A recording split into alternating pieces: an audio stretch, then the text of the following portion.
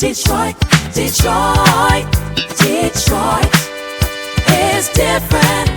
Detroit is different. Detroit is different. Detroit is different.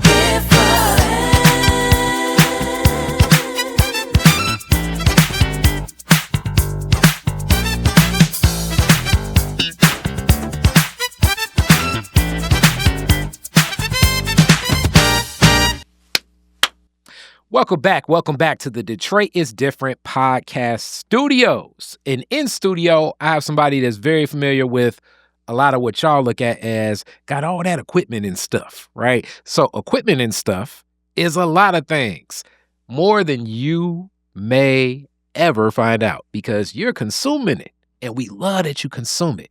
But in the journey of it, you know, it's lighting, it's cameras, it's microphones, it's mixing boards to take these microphones. If you all ever see my hand over here, this is called a switcher that goes between cameras.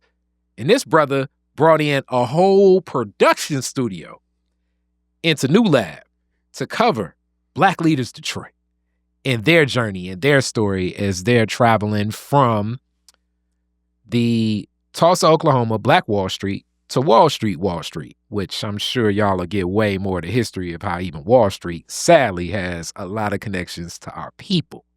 But all of that to say, we got a filmmaker in effect. And a filmmaker that actually got a film that we're going to talk about. Got somebody in it that I know, friend of Detroit is Different. Timashion Jones, how are you today? What up, though? I'm doing good, fam. How are you? All is well. All is well. So I gave that long introduction and talked a little bit more about equipment and everything, because I think sometimes people take for granted because of these devices of everything that can happen with a camera and production. Because TikTok, you on TikTok for 10 hours a day, but production people look at it and be like, the lighting could be better. So we're going to definitely talk a little bit about that. Yeah, I'm here for it, fam. I'm here for it.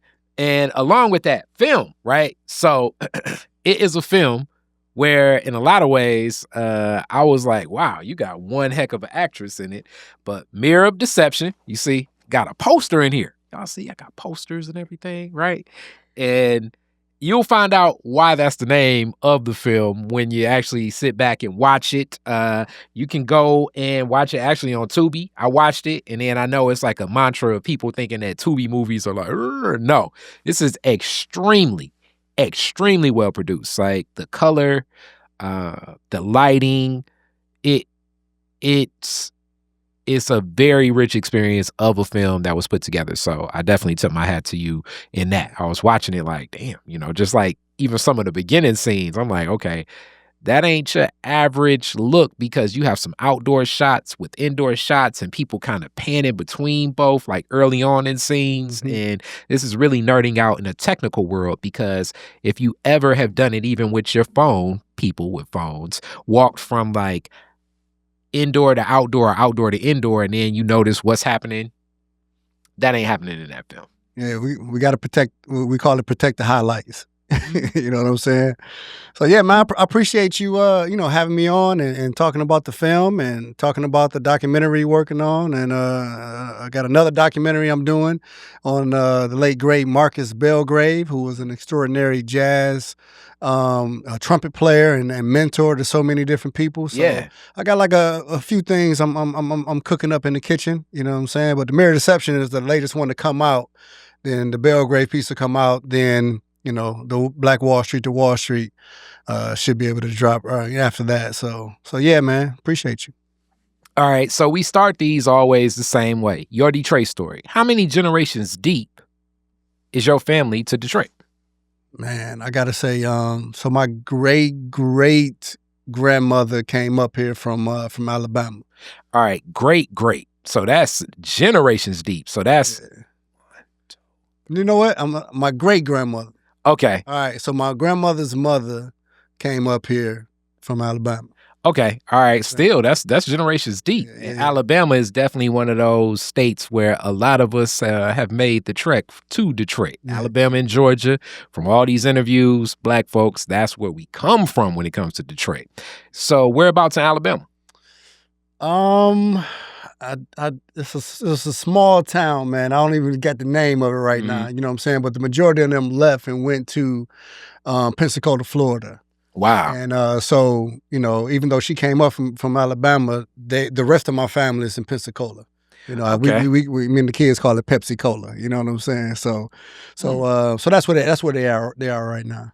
That's interesting. So Pensacola, Florida, as we know, is we got some family around that way, but making that trek, they actually went further south. What was it, that connection to go Florida? And then also, what about Detroit? Your great grandma said, "Nah, I'm going up north." Yeah. So I mean, it was some opportunity here, when she came. And what ended up happening was when she found the opportunity, they ended up opening up a cleaners and be able to afford nice things and everything. And some of our family members came up to visit. And they was like, yo, this is what they do in Detroit. They went back down. Next thing you know, a whole crew of people started coming up like, yo, Detroit is different, right? There we go. It was like, your family was like real life Jeffersons. Yeah. It's like, wow. They was like, yo, I don't know what's going on. And then, people started working in the auto industry or whatever. Even myself, man, you know what I'm saying? So I'm just driving past, Focus Hope. I went through the Focus Hope engineering program too. But so that's what happened. And then the rest of the family, they wanted to just get out of the area that they was in, and they went down to Pensacola, and they just loved, water and just being down there or whatever. They ain't want to come up. Like some people just can't deal with the winters. I was gonna say, I know exactly that. And we went down there, and it was nice down there. Yeah, I was gonna say, I can only imagine. Yes, some people that were in Alabama and then in Florida, and then they came up here and saw snow and was like, I don't care what's going on. Yeah. I got to get back down there. So I understand it.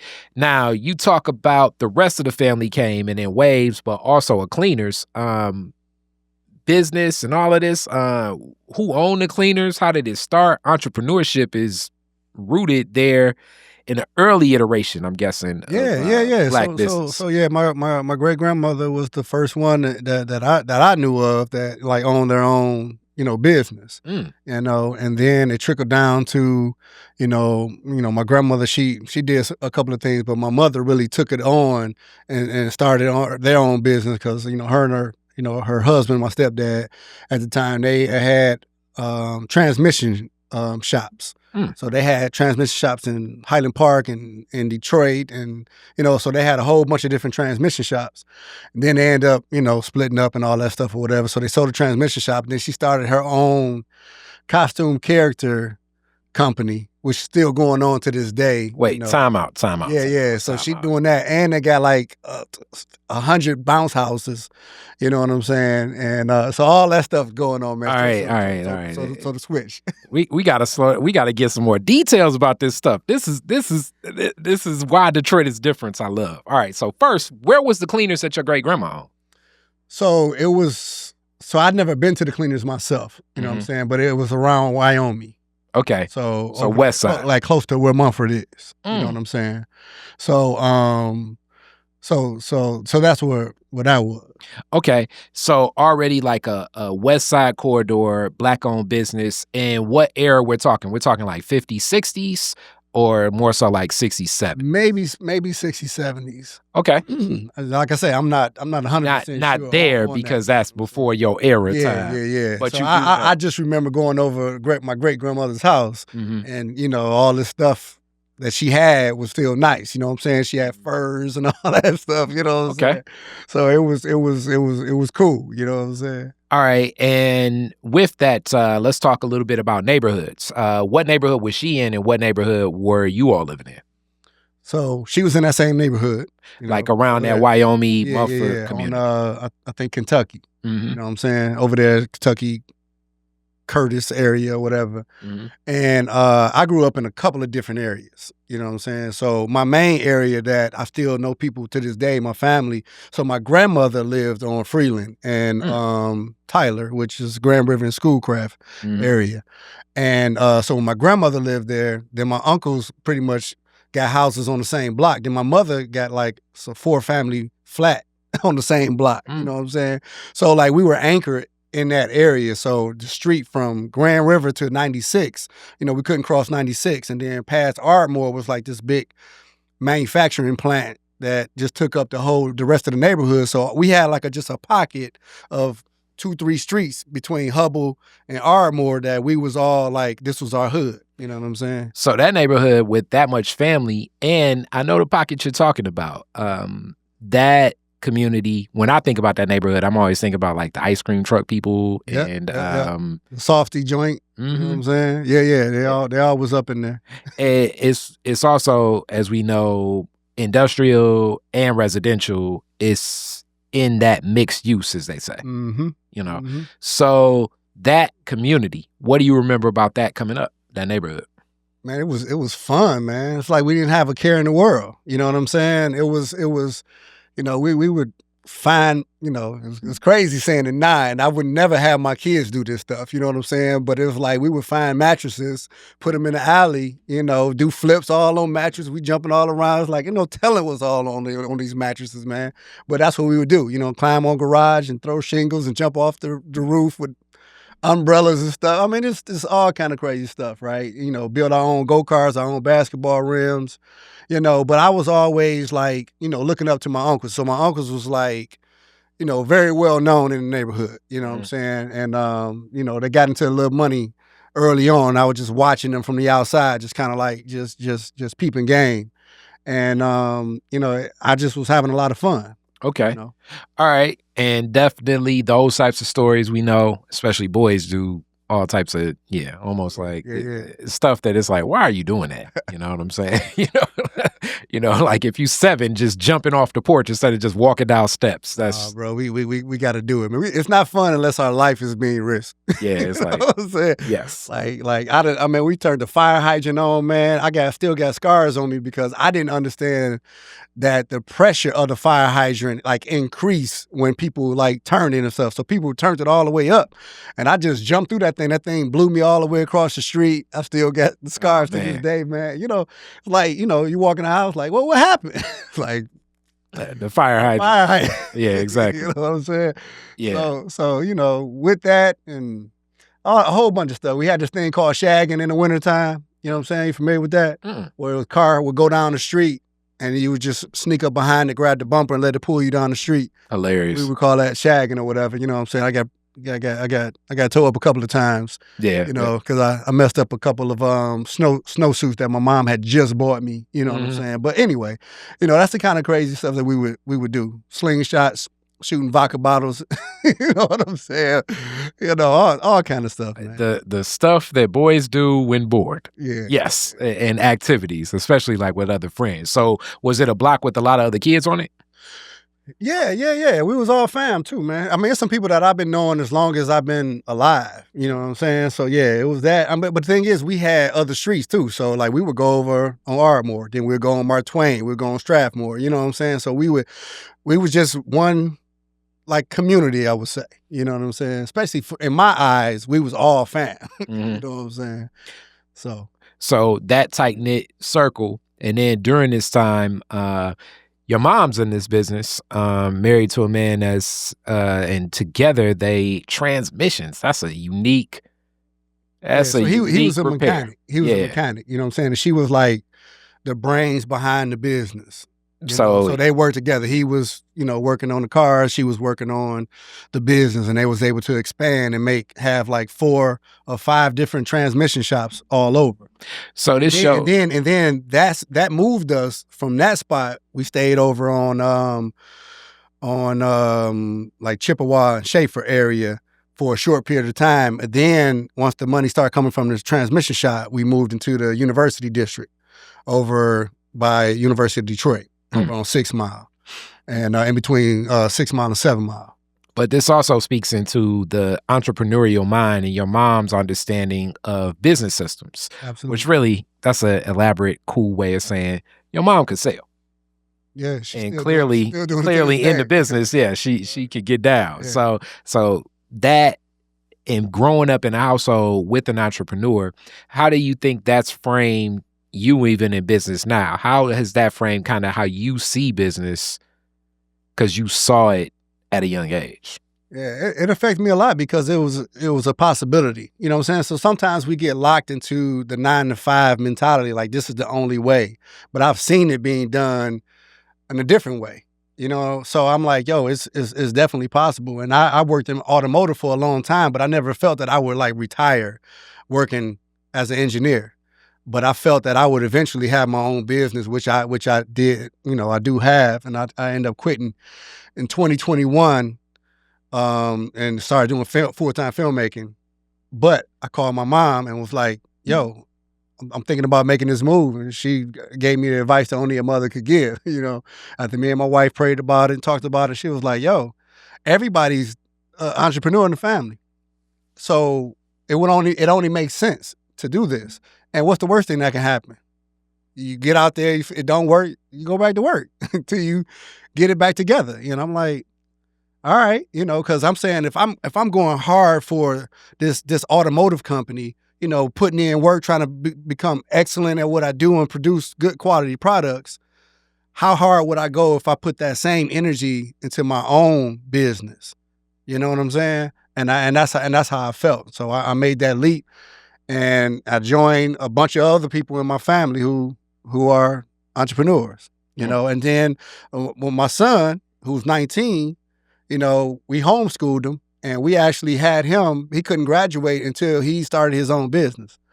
So he got his own clothing business. He's a producer now. He make music, but he has his own business. And then rather than going to college, he started doing his music. Now he's teaching at a school. You know what I'm saying? And he's actually did the music to the movie, A Mirror Deception. That's him singing. So you hear that song, Mirror Deception? That was him singing. And then my wife and daughter singing the hook or the chorus. Okay. You know so I love this combination, speaking to creativity and that influence that family has in your belief in entrepreneurship. As I often uplift to many of the people I know, that a lot of the competitive advantage I have is seeing it from my father and my grandfather and my mother and my grandmother. So oftentimes we look at, which this is great too. People say, well, you know, if you have that money, your family can invest in you, which the money is amazing. Like, no holding back. That's a hell of a resource. But oftentimes we're forgetting that elephant in the room of the success of seeing a person stay at entrepreneurship and what that ebb and flow is like. Seeing the success, but also seeing the hours that it takes, seeing when it gets tight, how that person functions, you know, when the win happens, when the loss happens, staying at it, what those relationships are like. Like, these are things that I've seen most of my life. So when I talk to others and they talk about it, I almost feel kind of sometimes guilty about it. That's why it's good that you even share your story of it, as it sounds very similar. You say everybody in our family is an entrepreneur. Yeah, for sure. Yeah, definitely, man. I mean, so the thing is, man, excuse me, like, our mentality has to change. You know, case in point, you know, I was talking with some filmmakers the other day, and I told them, if you want to make $100,000 a year, all you got to do is make it $11.40 an hour. You can make $100,000 a year. And they were like, what are you talking about? You know, so if you're working a 9 to 5, you basically got to make $50 an hour in order to make $100,000 a year, because you know, you only got so many working days and all that stuff or whatever. But if you're a filmmaker, you're getting paid 24 hours a day. Follow what I'm saying? So I as a filmmaker, I can wake up to more money than I went to sleep with, because the clock don't stop. All I got to do is make $11.40 an hour for a day, and multiply that times 365. Bam, I'm over 100,000. So, like, what can I do to work to put together a digital asset that I can eventually sell that will pay me for 24 hours a day, so I don't have to go to work for 12 hours and come home tired? Not like this movie or these movies can make money while I'm spending time with the family or working on other projects. You follow what I'm saying? So being an entrepreneur is putting yourself in a position to get paid without putting in those 9 to 5 strenuous hours. You know what I'm saying? And it's a total, like, what they call it, paradigm shift in your thinking. You know what I'm saying? When it comes to making money, because if I was to tell somebody you make $11 an hour, they like, I ain't taking that. Give me $11 an hour, but pay me 24 hours a day. I do believe it's so many paradigm shifts in it, and as much as it's definitely preparing yourself for like what that success and victory looks like, I would say the biggest thing I've learned is what the risk looks like. How do you prepare yourself for the risk? And that's where I've kind of seen in certain lanes. And creativity, most definitely. With that being said, now in your story and just that learning, I usually also go through like some school, and you mentioned Focus Hope, but where do you go to school before that, like high school? Are you in neighborhood schools? How was that journey?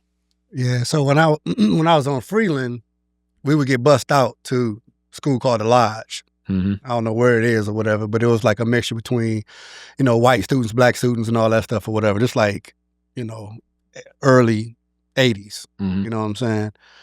And then once we moved over to the University District, I went to Hampton, middle school. Okay. And then I left there, and I was getting ready to go to Mumford, but then I got recruited to play basketball at Communication and Media Arts. CMA. So I ended up going to CMA. Okay. When did CMA first open? So its first graduating class was in 96. I graduated in 97. So that's what I was thinking. It only went up to like the 9th grade, then it went up to the 10th. I got there when it was at the 11th. Okay. We didn't have any seniors when I started. And then the next year we had seniors. I was thinking about that because at your age, I'm thinking to myself, like, CMA must have been like really early on. Yeah. It was just starting. You know what I'm saying? What was it like being in a school, watching that even come to life, get created? What was that like for you? I mean, it was cool, man. It was like a school of choice. You know what I'm saying? So I kind of felt that it would prepare me more for college, the college experience, and I fell in love with the athletic program that they had, playing basketball and all that stuff or whatever. But I had a chance to create a lot of really strong relationships, and that place pretty much set the tone for me doing film, because they had a short film that they was filming at CMA, and I starred in it. So I was an actor in the film. So that was my first time being on a film set is in school, and we created a short film, and I was like, this is amazing. So it just planted a seed. I didn't pursue it at that time, but I just thought it was dope. Okay. So Communication Media Arts, they were really trying to teach us and prepare us for life in communications, So around that time, we know it's like two schools that are, well, a couple schools are brought into the dockets of DPS. You got like Crockett moves from vocational to a school, and also DSA becomes a school, and CMA becomes a school. Like this is like mid-90s welcoming what at the time, I believe that would have been a David Sneed superintendent tenure, and opening up opportunities for high school students to pursue other interests in arts. And you took CMA. And that experience, did you have like classes in what was your class load? Did you have anything in film, or was it more radio and broadcast? Was it more recording studio? What was your discipline there? It was mainly just the regular curriculum for high school. It was the after school activities that gave us that. So like I had drama, I was doing acting and stuff there. And then, like me, like I definitely was hooping. So I was playing out and I was running track.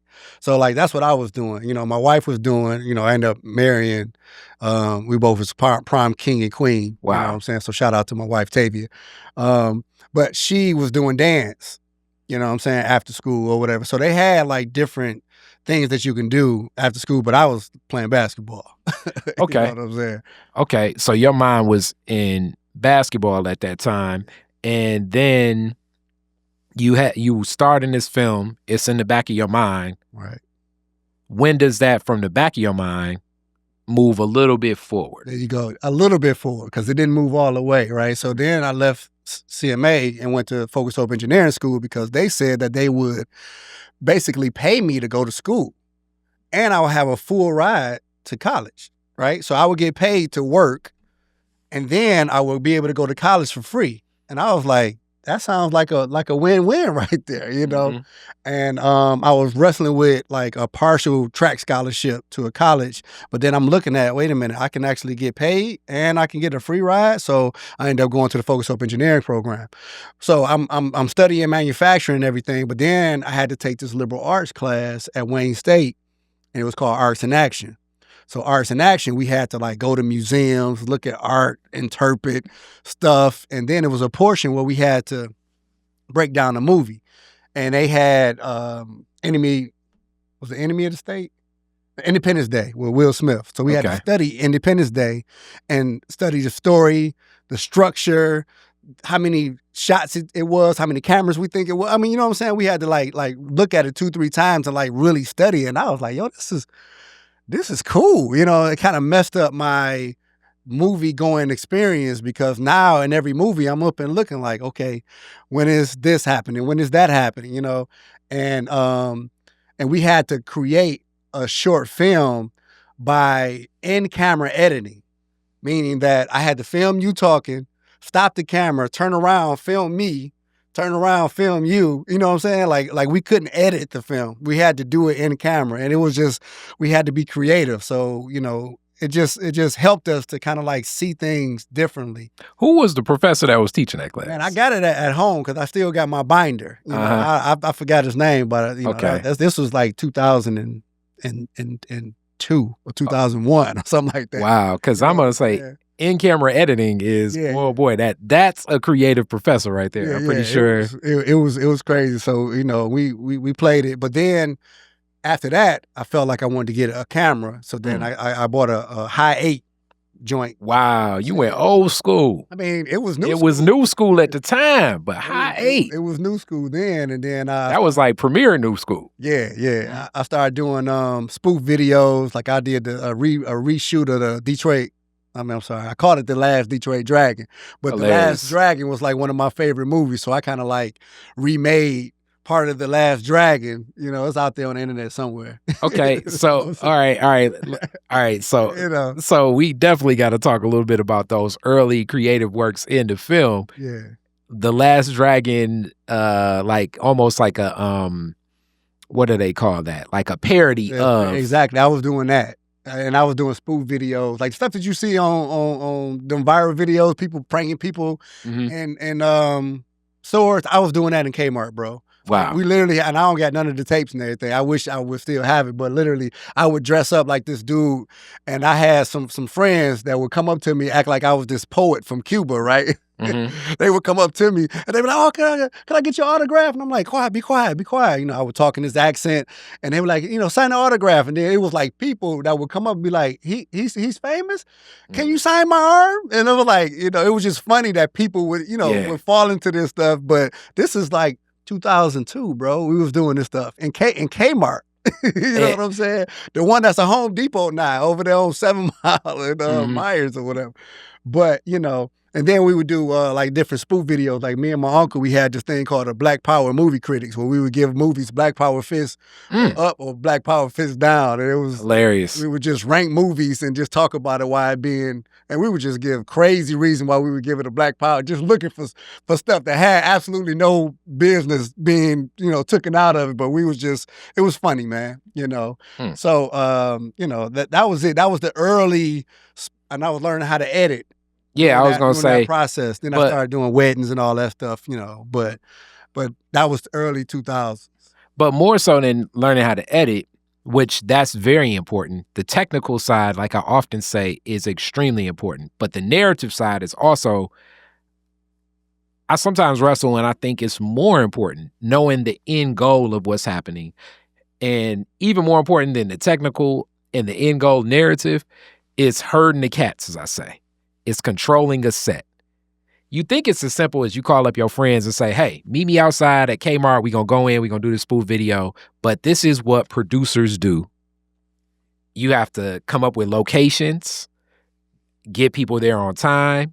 You sometimes got to rethink a shot because the thought process. I was showing a client this the other day that was like, I'm ready to do my podcast and I'm ready. I'm like, you need to see what I'm going to have in the frame of your shot before you end up spending $15,000 on a set and half this stuff won't even be in the lens. Absolutely. And you're going to be mad at me, or I'm going to put it in the lens and it's going to look strange because you got this real cool lighting structure, but now the shot is like, you guys can't see, like the person's here, right? And then the lighting structure is here because that's where it's best in the room.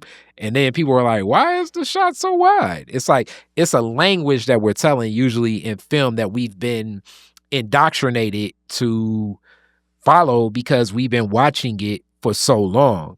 Hence, when it goes against that language, if it's intentional and you know how to go against it, you may be able to get something like as strange as like the Blair Witch Project or something like that. But oftentimes, we need to know what the parameters are, how it is, and what the cinematic language is. You're learning a whole lot of that in a Kmart shoot because I can think of everything that could go wrong, let alone the person holding the camera. You're not getting the tripod, so it's like steady hand. Like, you're learning a lot. How far away you got to be from the mic, from the camera mic to capture that. Like, it's a lot of variables that go into the equation, and then more of this equipment starts making sense when you get home and you like, oh man, that was amazing because you felt it. Mm-hmm. But then you pull it up on tape and it's like hand shaking. Yeah. We all had that. The good thing that somebody from the background said is too far away, or the person too close is too loud. You learn all this stuff. Lighting, color correction. Absolutely. You learn all of this and you're like, how did they do that? How did they do that? How did they do that? How did they do that? And your how did they do that towards becoming better. And you said weddings, which is very that can be high pressure situations. Yeah. I mean, it was definitely a time in my life where I really was learning, but I was delivering a whole lot more than what I was getting paid for because people didn't really want to pay a lot of money. And I'm just starting out. So I'm really trying to find something to shoot so I can show people that I can do this, you know? And so I did a few of them. Then I kind of chill from like, you know, the weddings. And we started doing weddings a little bit more professionally later on in like, you know, 2000, 12 and stuff like that. But I never really felt like that was my lane. You know, I really wanted to just like jump into films and everything. So.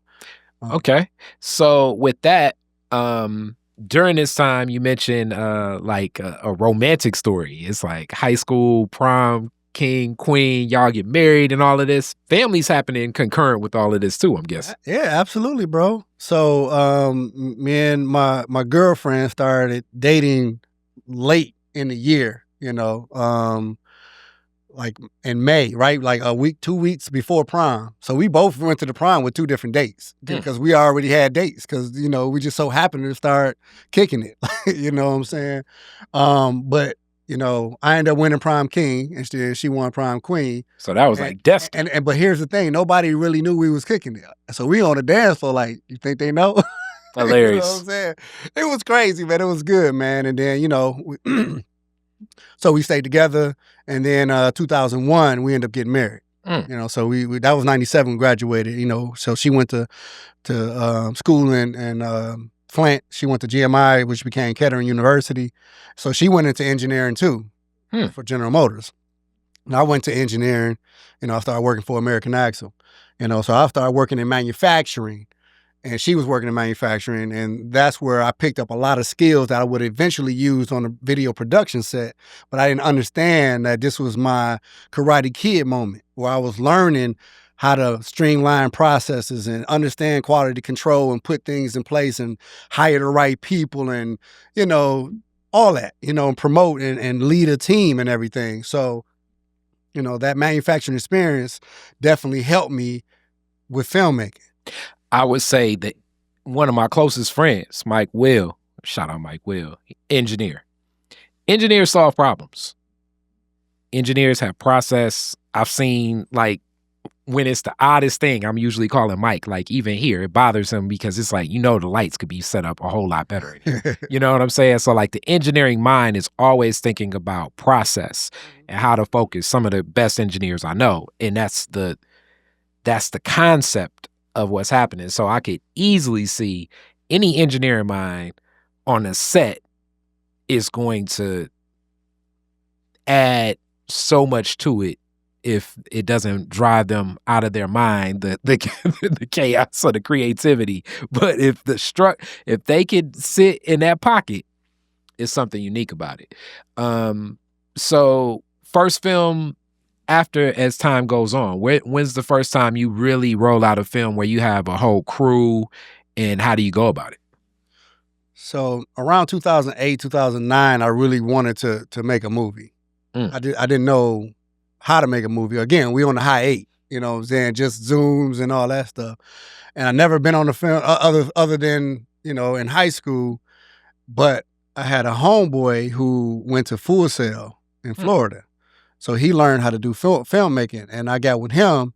And then I had another guy that was, he was his homeboy, but I knew him too, but I didn't know that they was cool. You know what I'm saying? So then we all got together. It was like, oh yeah, we all know each other. And he went to Michigan State University for sound. So he was doing the sound. So we had the sound person. We had the person that can do the shooting with the cameras and everything. And then me having the production experience, I kind of like was the glue and kind of like put it all together. So in 2011, we shot our first film called A Love That Hurts, which is on YouTube right now. I got about close to 5 million views on YouTube. Wow. It's crazy for a first film. Wow. But then it's also on Tubi too, so you check it out on Tubi, Amazon and all that. But that was our first film in 2011. It came out in 2013 at the Star Theater. I mean, that's how long ago it was. And we had like 3 different theaters, 1,300 people showed up for our premiere. Wow. It was beautiful, man. And it was a night to remember. So that was the first film that we had come up. So if you look at that film right now, from a quality standpoint, it holds up to a lot of films that are being made right now, because we had, at least, Walter, my homeboy, had that eye for video quality and production and all that. And I didn't really understand a lot of the stuff as far as filmmaking, but I was looking over his shoulder. I was trying to understand what the sound, what is it that we listening for? What's the decibels? What's the mix recorder, and how do we export it? All that stuff. So I'm learning on my own video production set. So this is my first time being on a real production set, and I'm the executive producer. You know what I'm saying? And the producer, Okay. So that was an experience.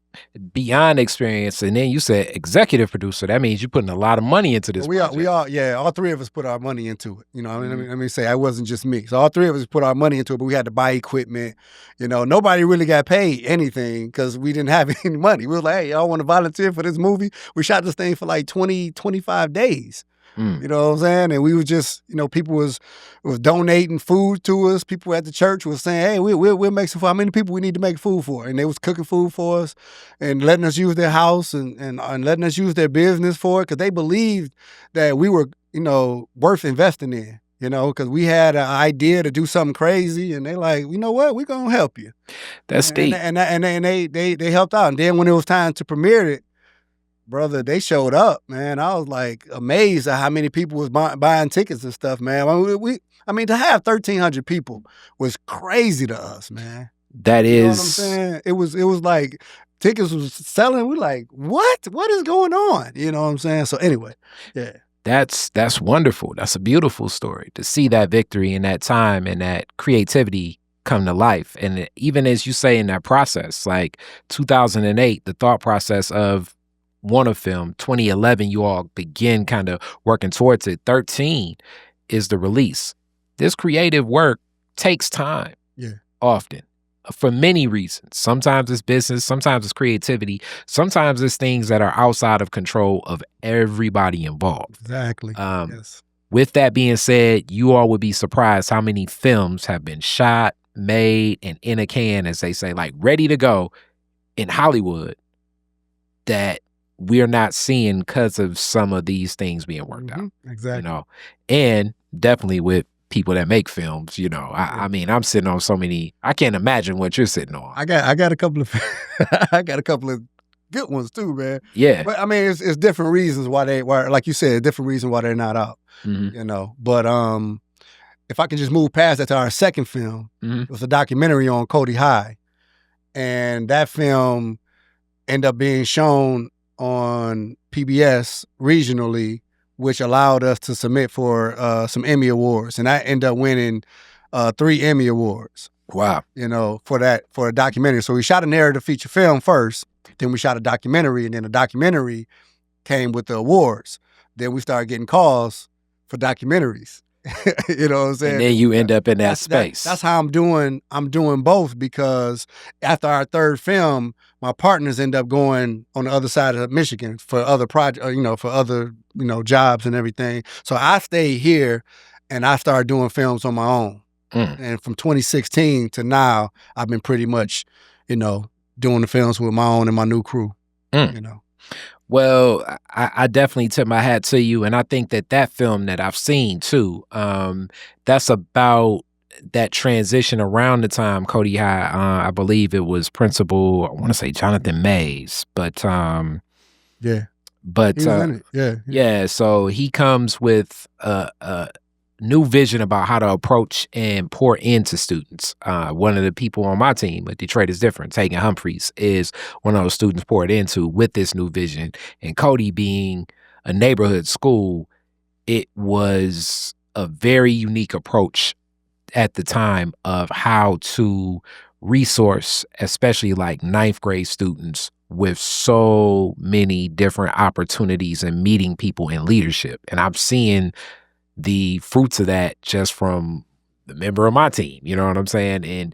And that exposure for those students just meant a lot. So you captured a lot of what that vision was, but more so in that vision, people are seeing this peak of like, okay, this is another approach to engaging and waking up the minds of students to like be in flow with what's happening in classrooms.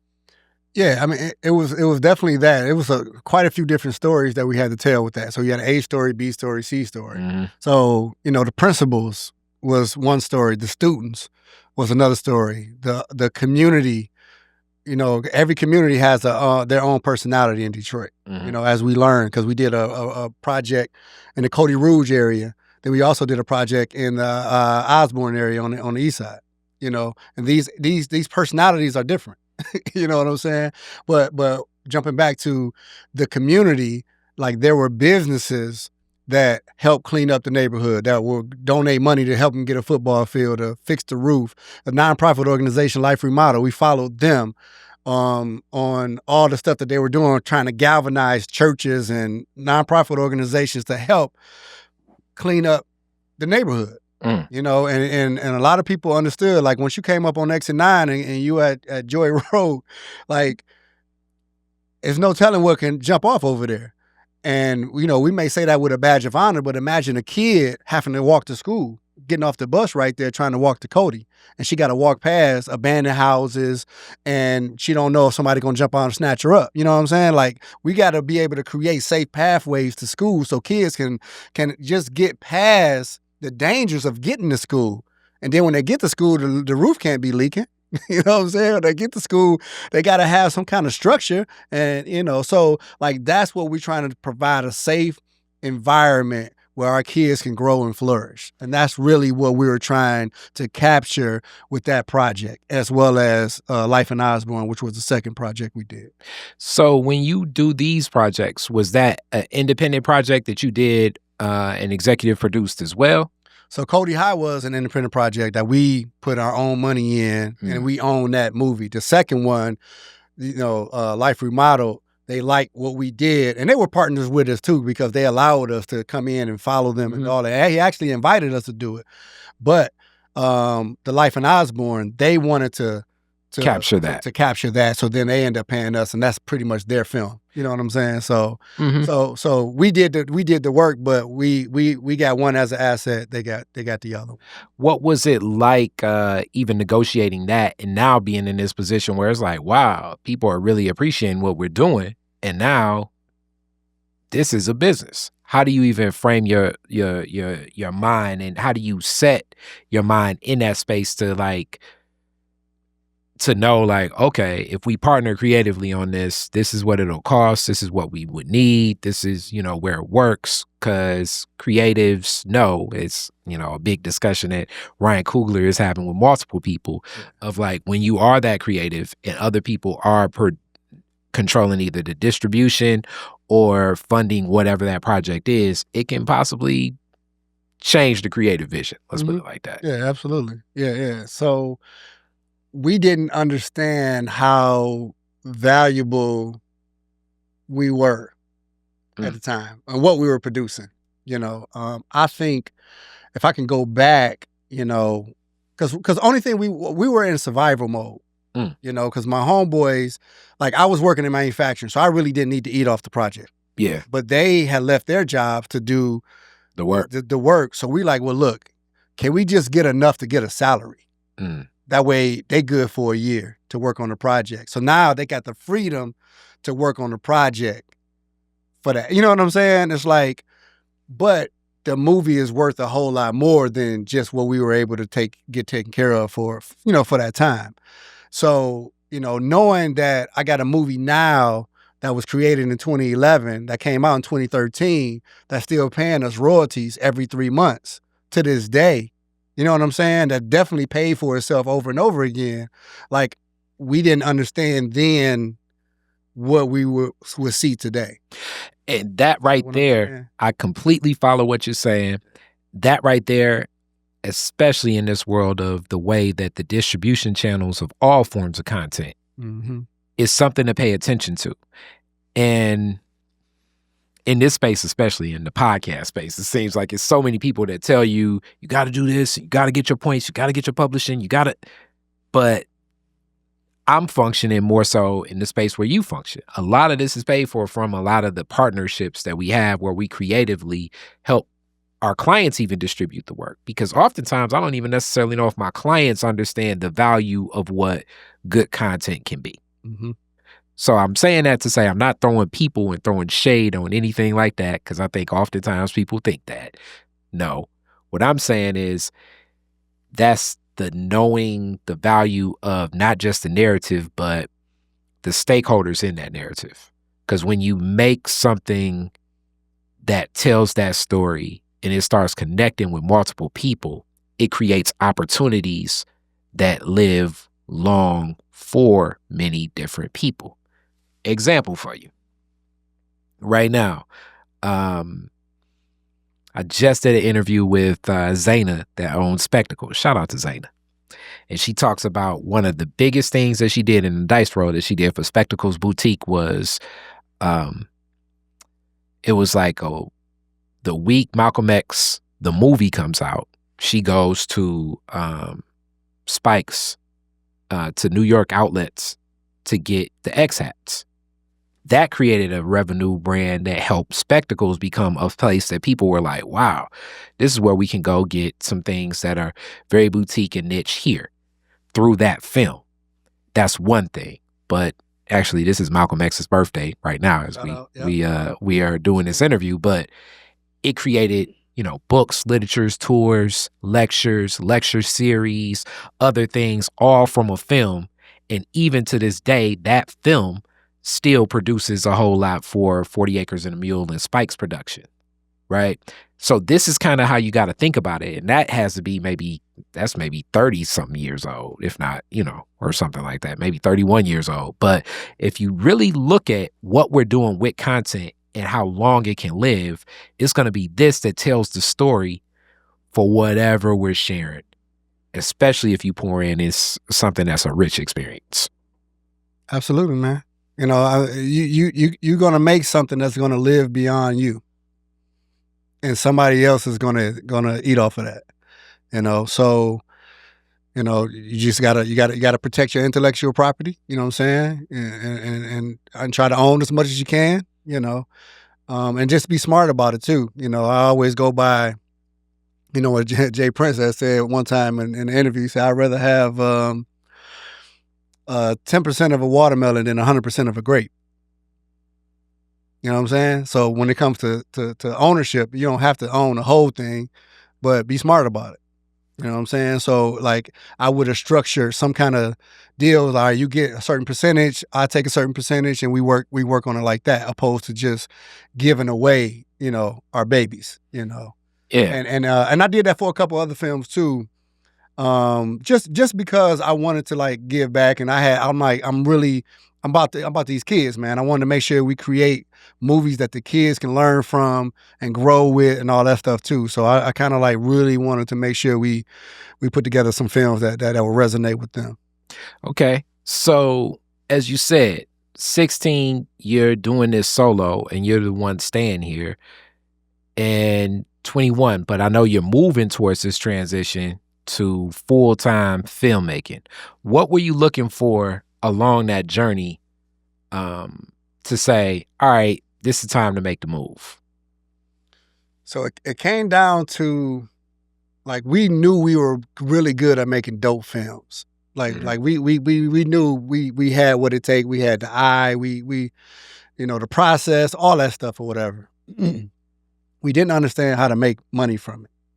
So outside of the premiere in 2013, which was crazy, then we bought DVDs to sell. And DVDs started being outdated. Yep. People started going to Blu-rays and all that. And then it's like, oh, no, we don't want no DVDs. I'm like, hold on, I just bought 2,000 DVDs, bro. Hilarious. I got it for $2 a piece. I'm selling them for $15. We about to go crazy.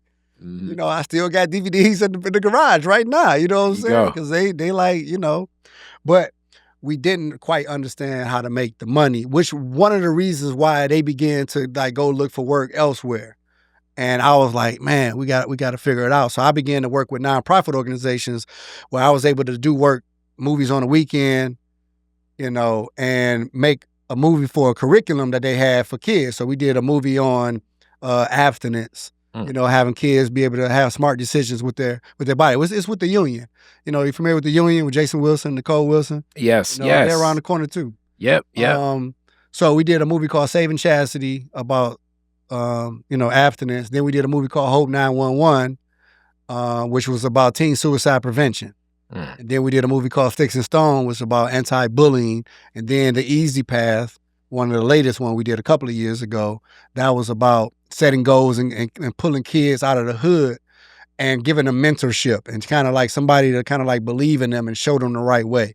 You know what I'm saying? And all these are feature films, but they built a companion curriculum to go along with these films. So, and they got it in schools and stuff, but it's not being seen by the public, but it's being shown in schools, That says a lot because, I mean, when you talk about Jason, and even though, yes, I know of Jason, I know of Maestro first before I know of Jason, and so many stories about Jason's work, and it's not far from here at all. It's like walking distance from here, right across from where Focus Hope is, right. And every story just very meticulous. So that says a whole lot about his belief, trust, and your skill set.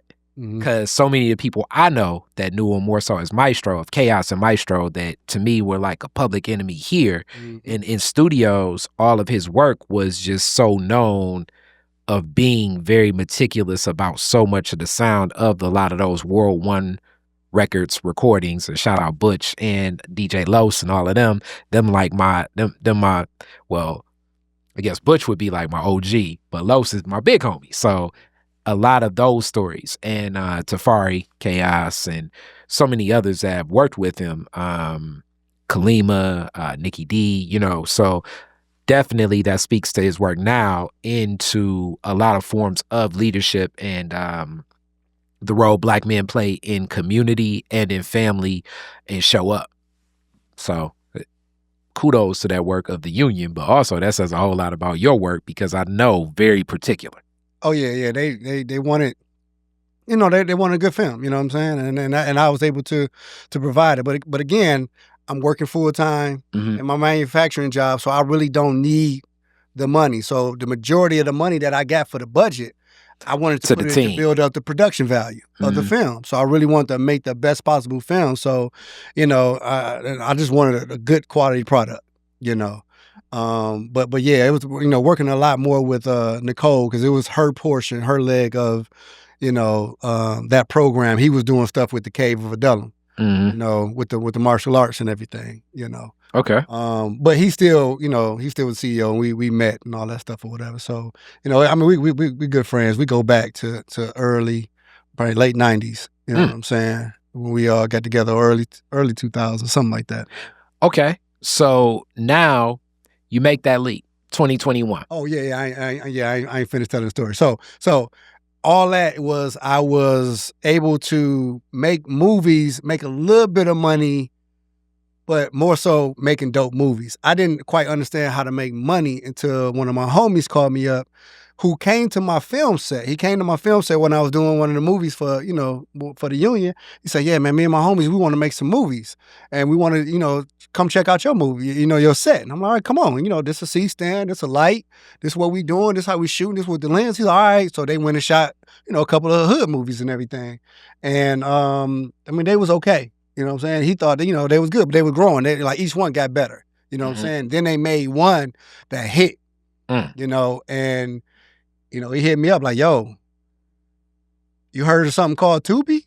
And I'm like, "What's a Tubi?" He like, "Yo, we just got a check for this much." And I like dropped the phone like what? The app is free.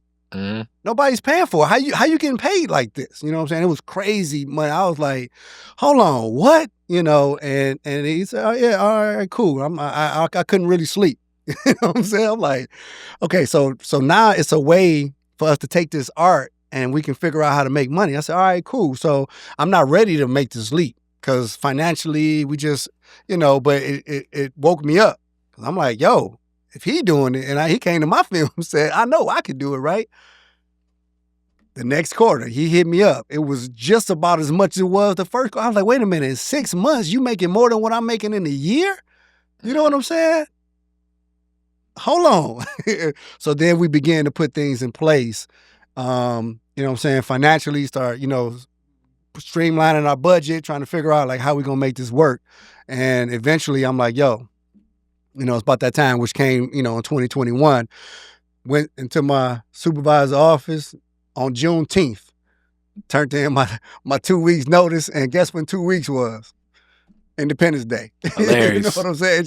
It just felt like the time was right, And then I went into, full-time filmmaking, and then later on that year I got hired to do the Marcus Belgrave documentary, which I ended up doing for a couple of years, and then, I started doing other films, And now I got like my first movie since then, which is A Mirror Deception on Tubi. Okay. You know what I'm saying?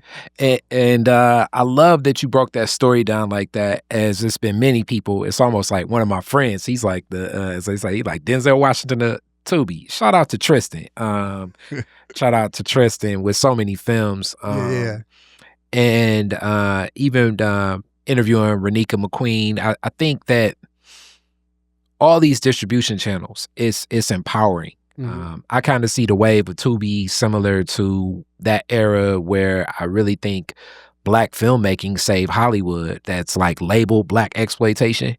So it's a lot of lenses and frames. One of my closest homies also in like a lot of this creative works, Rook, Quinde Reed from the Street Lords. Shout out to a lot of the work that he does in this space. Yeah, that's fam, because over there in that hood. That's definitely Cody. That's the footprint. That's So yeah, shout out to Rook. So like, and how you tell these stories and how you go about it and what you tell, so much is up to the people, but more so having that access and outlet, because it's going to capture so much of that story. And people the payments come from people watching the advertisement, as people are not necessarily, watching traditional TV and not connecting in that space, even like through TikTok. And it's like, how are we going to sell these products? So through the Tubi films and through the television series on Tubi, and what a lot of creatives are doing here in Detroit.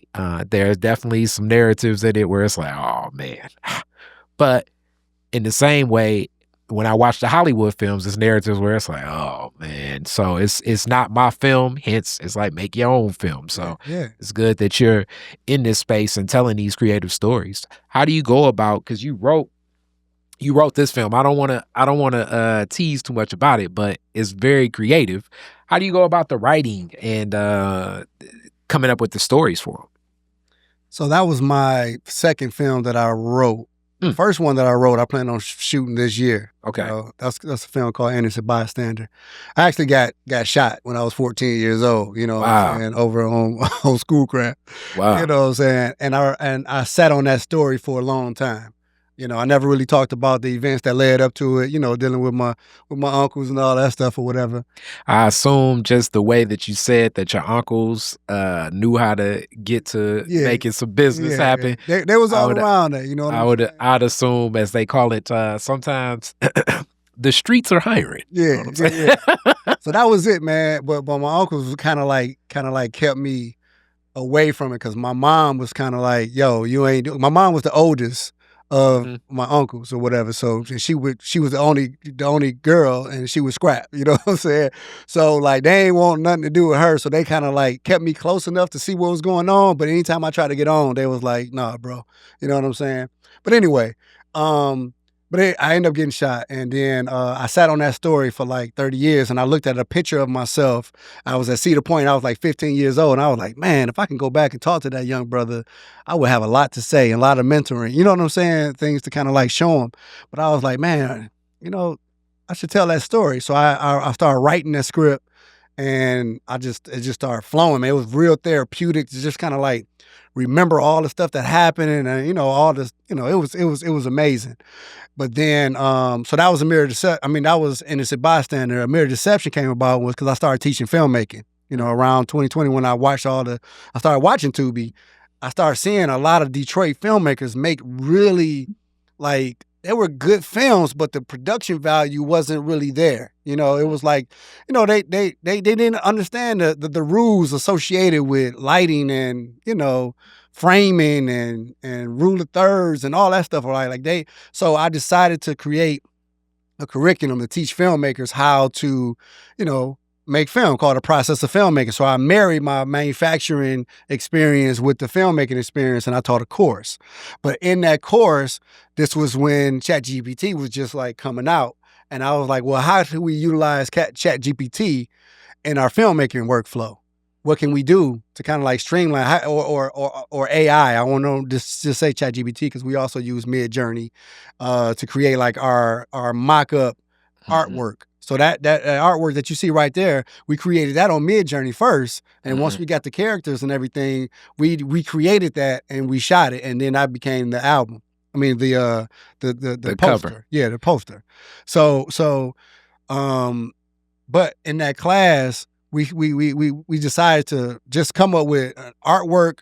We wanted to come up with a thesis and a synopsis for a film, all utilizing AI, you know, to help us, you know, not necessarily coming up with it. So we was bouncing some ideas off each other, and we came up with a similar concept to what Mirror Deception is. It's not what it turned out to be, but it was the seed that kind of like sparked everything. Wow. You know what I'm saying? And then I went home and I took 24 days and I wrote the whole script in like 24 days. I was writing every single day. Yeah, I was going to say that's a lot.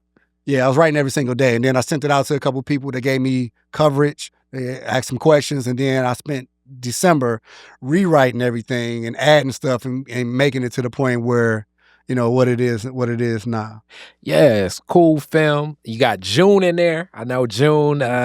June's been in a lot of films. I like June's energy and everything, but that was like the first time I've seen him in something that's not the character he usually plays. So next time I see him, I'm gonna give him a shout out. He's really close with a good friend of mine, Josh Adams. That's how I know June. Okay. So like, you know, for years, it's like, you know, messing with June. Grown, it's like, I'm old now. It's like, because we'd be like, look at little June. It's like, he ain't little no more. So, yeah. So definitely. Him and MK, man, they brought it on this film, man. Yeah. I mean, they were committed to the process. Because I sent them through a rigorous training process. You know what I'm saying? I paired them up with like some acting coaches.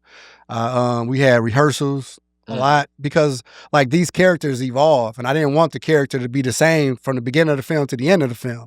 I wanted the character to evolve, and a lot of movies, the characters don't evolve from movie to movie. They just be the same character in this movie, but with a different name.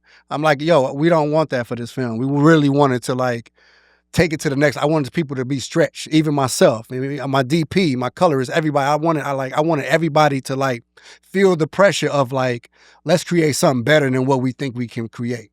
And that's what A Mirror Deception ended up being. It delivers on that. I can say just because just knowing him in other works, and he's good in other works as well. Like he's great at the craft.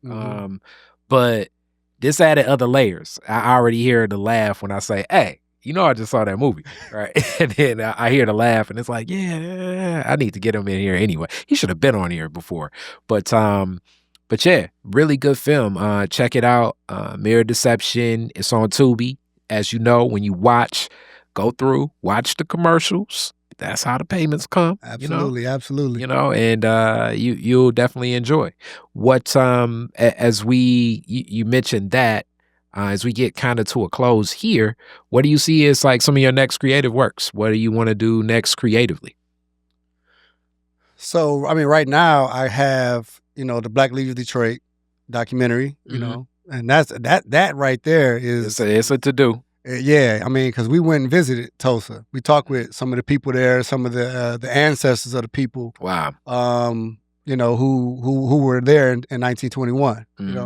And we just getting the backstory, and it's a very symbolic gesture for them to ride out on the anniversary of what happened in Tulsa on May 31st, and then ride to New York to Wall Street. Us tapping into what we've poured into. It's the ride for equity.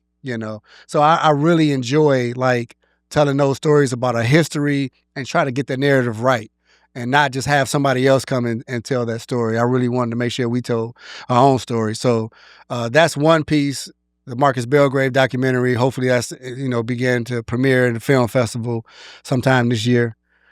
And I also have a student that want to do it's like a romantic faith-based comedy, and I'm like, all right, I'll help you with that. You that's cool. You put together, what you want to put together the script, and we figure out how to get the funds and everything, and then we go ahead, we're gonna shoot that, and then after that, I want to shoot Innocent Bystander, which is that first film that I talked about. Okay. That I wrote, and then after that, next year, man, I wouldn't mind just continue to do more films, man. But I definitely want to do some films that resonate, that has a purpose.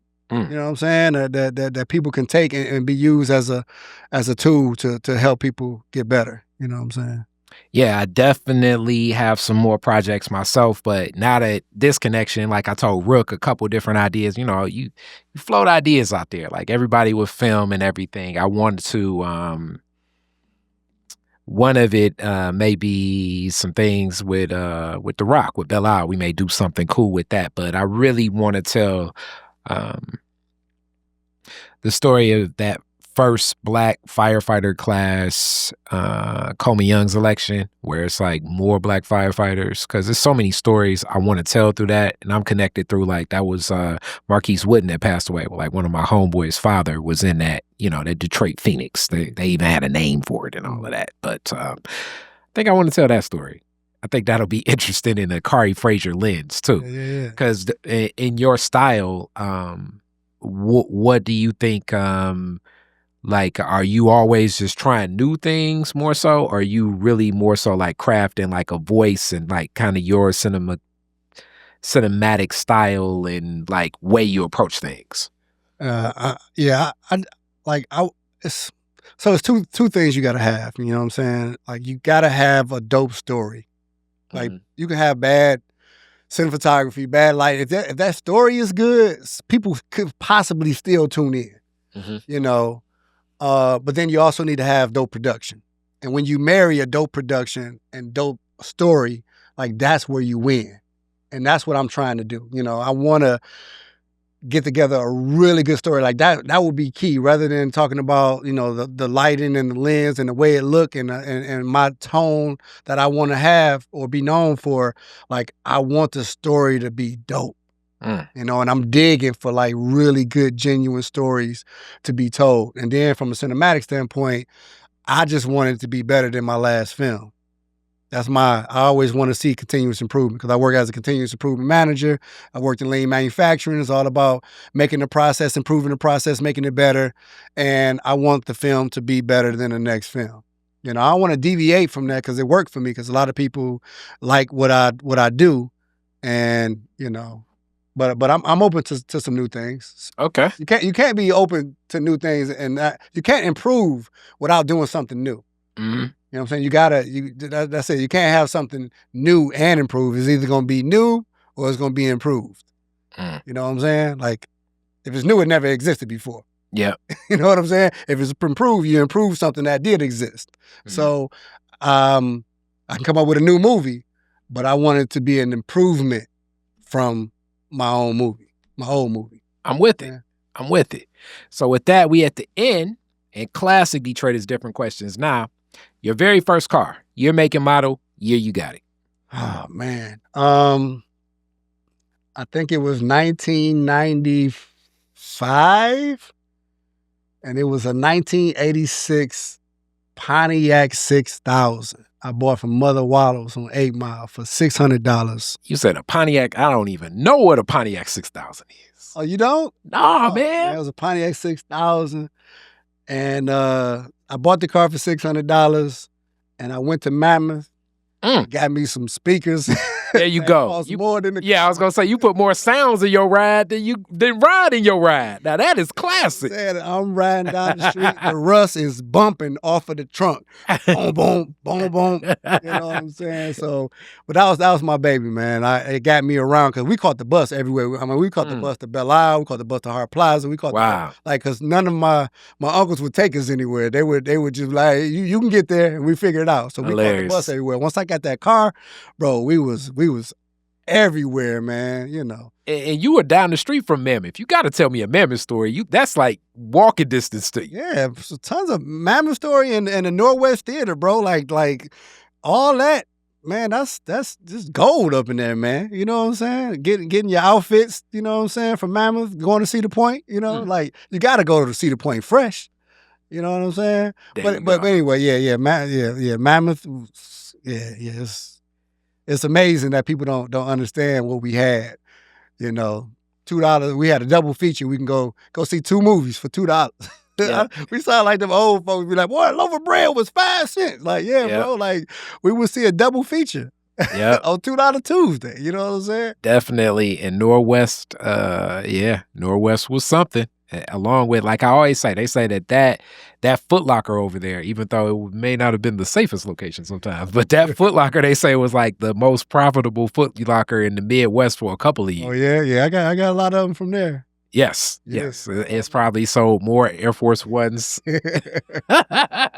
and Jordan 13s than. But, all right. So, with that, you're the DJ at the end of the fireworks. Woodward and Jefferson. You get to play 2 songs. What songs you playing? The DJ after the fireworks. Mm-hmm. What year is it? It's whatever year. I mean, we could take it back to 96 because I'm imagining if you had sounds in your car in 96, you were playing a lot of 96 sounds. Yo, so I mean, I've changed a lot of my ways now. You know what I'm saying? So I probably play, like, me personally, man. Like just being on some promotional stuff. I would play my son's song, "A Mirror of Deception." There you go. Actual song that's on Spotify and Apple Music. It's called "A Mirror of Deception." There you go. And it's my son's song, and I would play that. I got you.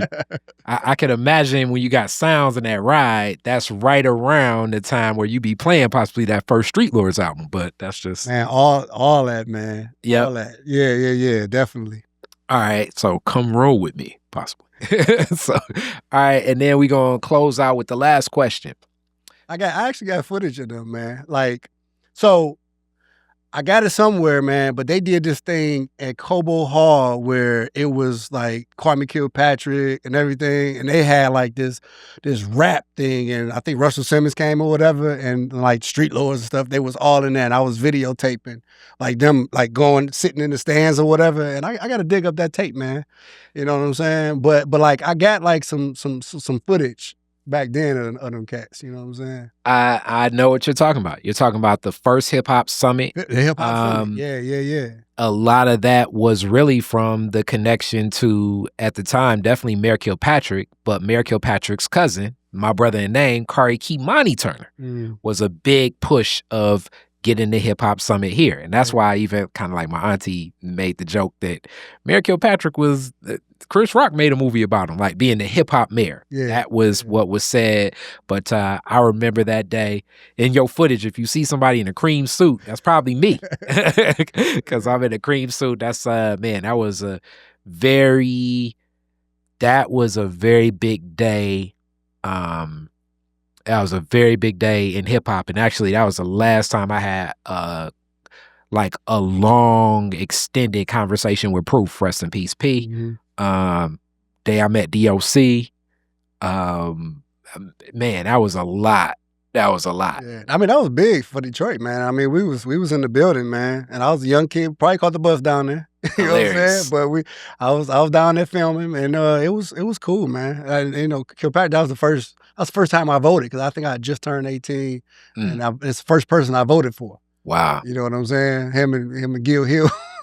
They were running. They going at it, you know what I'm saying? That was my graduation year, 2001. He spoke at my graduation and Cass's graduation, but Northwestern, because so many ties to his family at Northwestern. Okay, all right. Yep, went to NO, and yeah, I definitely remember the hip hop summit. It was a lot of energy at that time. I had to be there. I'm like, we suiting up, we gotta go. A lot of energy into the rap world. But yeah, I remember so much about that day. Yeah. I mean, we looked up to all those guys, man. But you know, it was, you know, so what happened was, I was rolling, hanging out, and I got shot, and I was like, I'm straight. You know what I'm saying? Like, you know what I'm saying? Like, I'm on a whole different trajectory, and that's when I began to kind of like go towards the area that because I was following in everybody's footsteps. You know what I'm saying? So I was almost in the studio with those guys. You know what I'm saying? So like, that's how close it was. And when I finally got the call, I was like, yo, I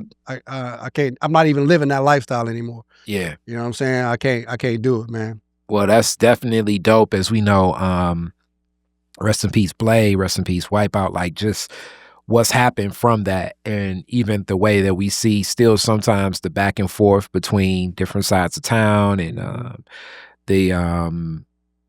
lot of the violence that just exists in our community. Being the way that it looks like a lot of the younger guys, and there's still certain things that they can struggle with, but function is so much more progressive today. Even like I say, Proof, I mean, boy, oh boy, you can just think of the people that have been murdered in Detroit hip hop. Like, hence, like when people ask me, like, you don't really be rapping no more. And I definitely wasn't even in that lane, but just being connected to it because of the scarcity of resources, I think, that are there in spaces, especially you think of like for young Black men, the energy in Detroit rap, but I mean, Memphis rap, Chicago rap, Atlanta rap, LA rap, I mean, you know, Houston rap, like that energy, it carries something that we're drawn to, that's powerful, and the constructive parts are amazing, but the yin and the yang of it, it's a lot that I wish we could contextualize a whole lot better. So we close on the last one. If you could rename what word after one Detroiter, who would it be and why? Oh man, that's heavy, bro. I mean, we got a lot of dope people. You know what I'm saying?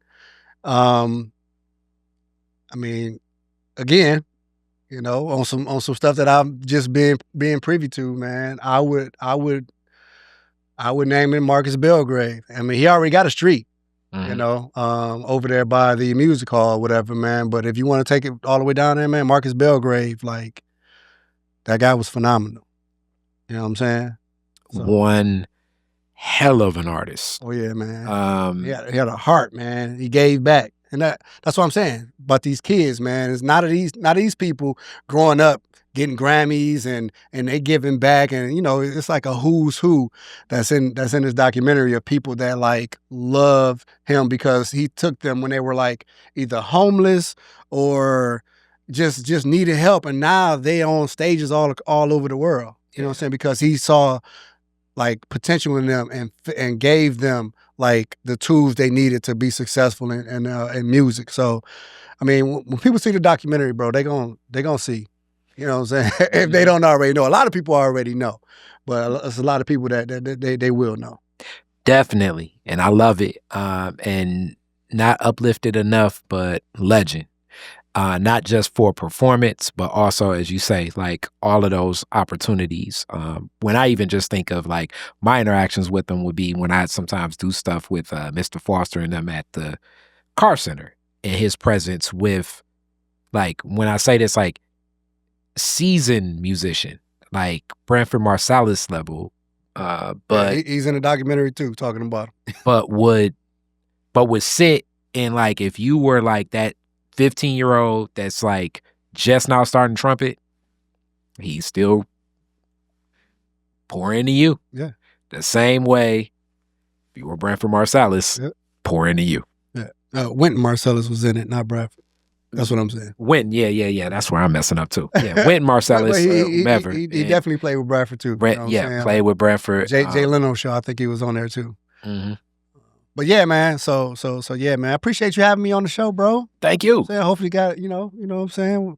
Some good stuff. Detroit is different. We all got different walks to life and different paths. When I used to play spades, I used to always say, hey man, there's many different ways to live in Illinois.